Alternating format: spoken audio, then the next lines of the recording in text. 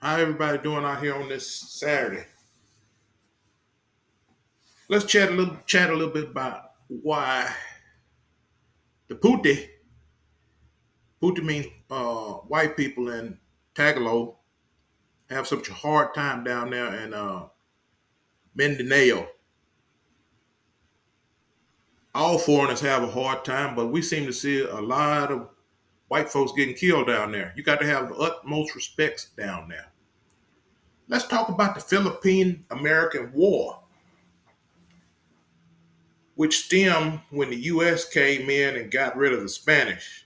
Then the U.S. tried to take over the Philippines. Philippine American War here on Wikipedia.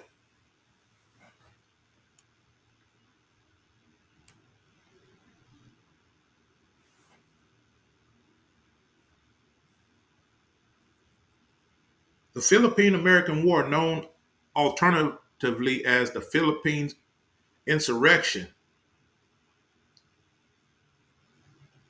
emerged following the conclusion of the Spanish American War in December 1898, when the United States annexed the Philippine Islands. That means when they took over the Philippine Islands under the Treaty of Paris.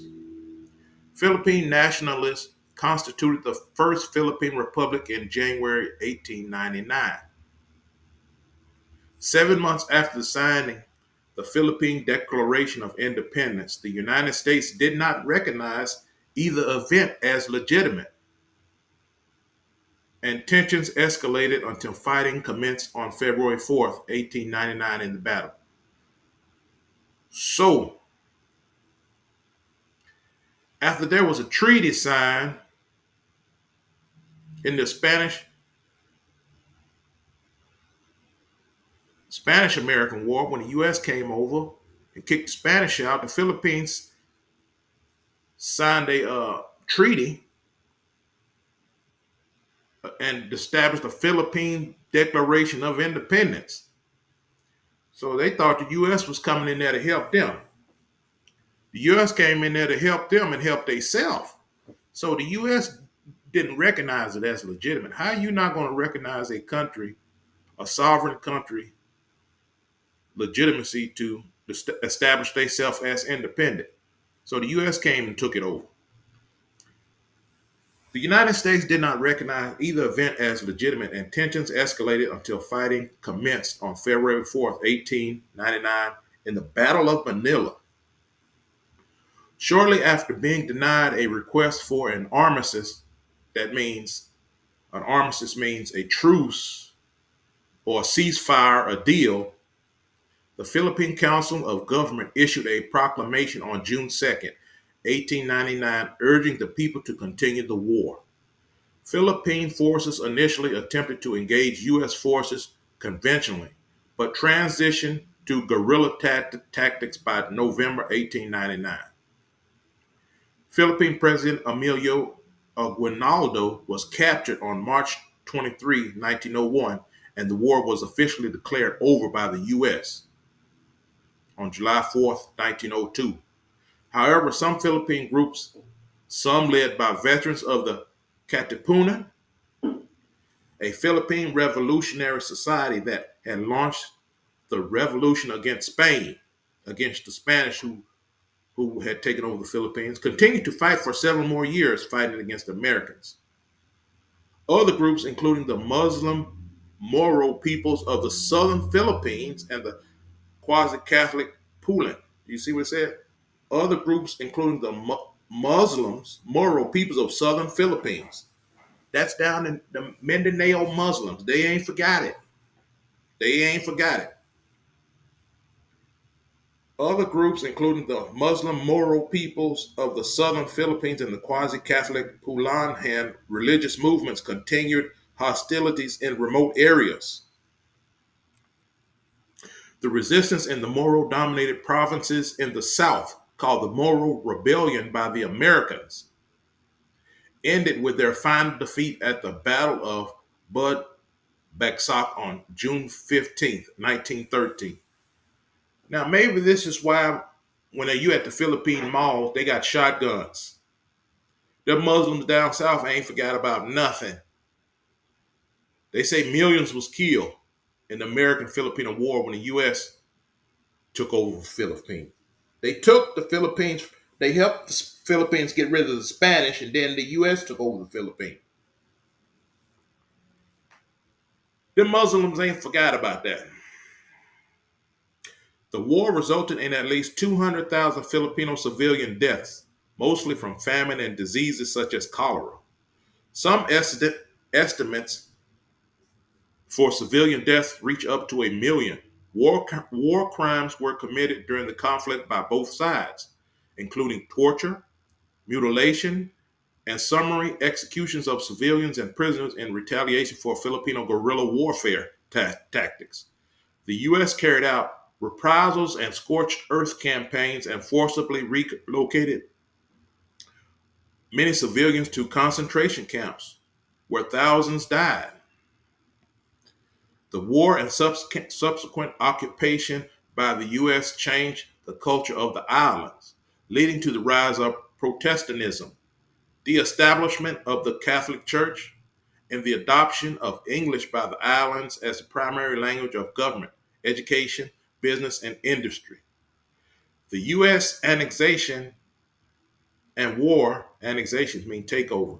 The U.S. annexation and war sparked a political backlash from anti-imperialists in the U.S. Senate, who argued that the war was a definite example of U.S. imperialism and that it was an inherent contradiction of the founding principles of the United States contained in the Declaration of Independence.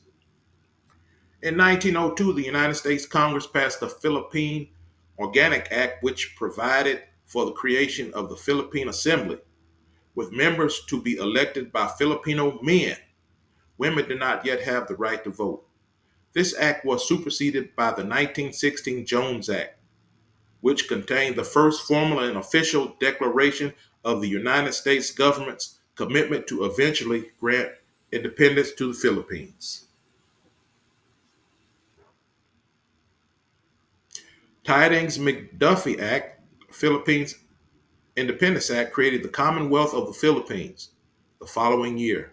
The act increased self-governance and established a process towards full independence, originally scheduled for 1944, but delayed by World War II and the Japanese occupation of the Philippines. The United States eventually granted full Philippine independence in 1946 through the Treaty of Manila. The Treaty of Manila. I wonder who was president then. Let's see if this is going to say. The Treaty of Manila.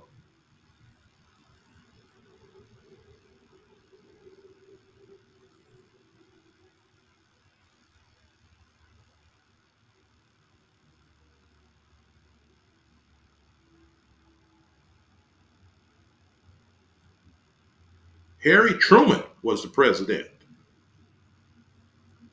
Okay, let's go back because I got limited time.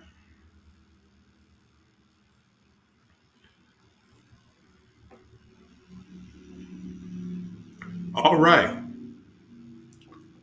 Now, let's talk about meet the Black American Buffalo Soldier who defected after connecting with Filipinos against racism.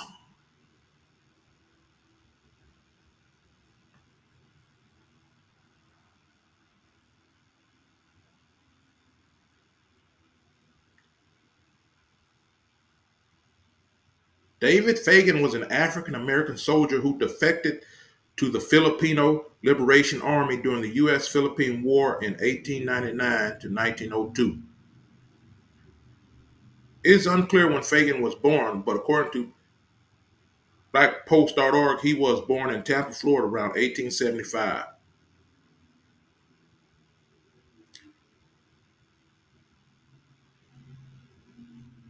Author and historian Philip Hoffman, however, claims he was born in 1878.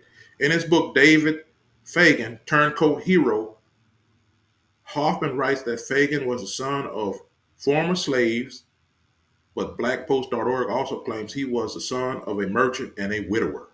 He was born in a town called the Scrub, named after the scrub Palomino, Palomito, which the area was full of. It was a pool for black labor and white developers who were rapidly developing the city of Tampa came there to get laborers. It was the height of Jim Crow. Fagan worked as a laborer for Hull's phosphate company where he earned $1 a day. On June 4th, 1898, at the age of 23, Fagan enlisted in the 24th Infantry, one of the all-black cavalries and regiments known as the Buffalo Soldiers, and was sent to combat in Cuba.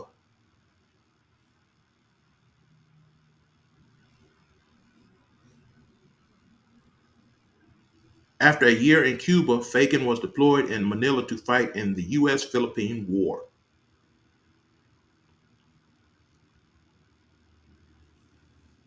Fagan allegedly began to identify more with the plight of the Filipinos during the war and defected to the Filipino side on November 17, 1899. Fagan, who became a highly decorated combat professional at the time of his deployment in the Philippines, became disillusioned by the orders given to them in the country. They believed that they were being sent to help fight a Tagalog warrior chief who, now that the Spanish had been kicked out of the Philippines, was trying to take over the whole country and govern it on his own. A tyrant, Hoffman said. They had learned we weren't there to help the Philippines establish a democracy. The United States was taking the Philippines.